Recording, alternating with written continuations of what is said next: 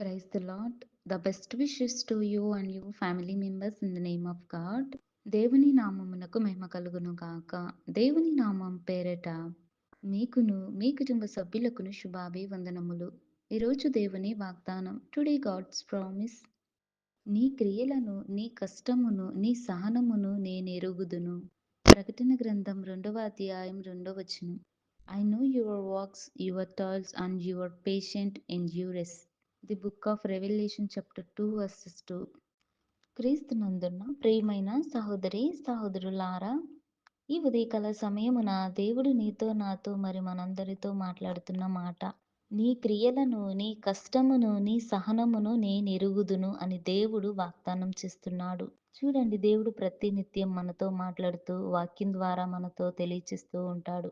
చాలా మంది మనుషులు అనుకుంటారు, నేను చేసే పనులు ఎవరికీ తెలియవు, నా కష్టం ఎవరు గుర్తించలేరు, నా సహనమును ఎవరు కూడా గ్రహించలేకున్నారు, నన్నెవరు పట్టించుకోవడం లేదులే అని తమ సొంత ఆలోచనలతో జీవిస్తారు. కానీ ఈ లోకంలో మనుషులు పట్టించుకున్నా పట్టించుకోకపోయినా దేవుడు మాత్రం ఖచ్చితంగా పట్టించుకుంటాడు. ఆయన చూస్తున్న దేవుడు.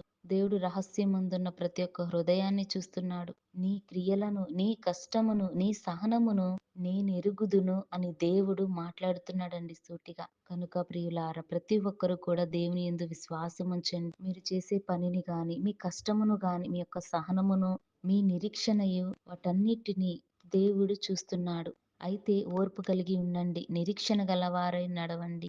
దేవుని యందు విశ్వాసముతోనూ దేవునితో ప్రార్థిస్తూ విశ్వాసములోని ఎదుగుదల పొందుకొని దేవుని యొక్క కృపా కాపుదల దేవుడు ప్రతి ఒక్కరిని దీవించి ఆశీర్వదించును గాక. ప్రార్థన.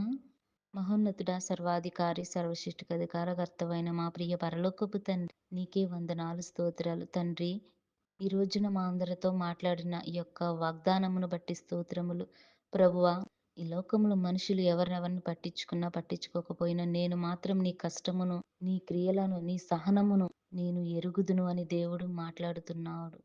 దేవా, మాతో మాట్లాడిన విధానాన్ని బట్టి స్తోత్రాలు. ప్రతి ఒక్కరి ద్వారా నీ నామం మహిమకరంగాను జరిగించుకొనమని, నీ కృపా కాపుదల మాకు, నీ వాక్యం వింటున్న వారందరికీ దయచేయమని యేసయ్య నామమున అడిగి ప్రార్థించి పొందుకొని వేడుకొంచున్నాం తండ్రి. ఆమేన్.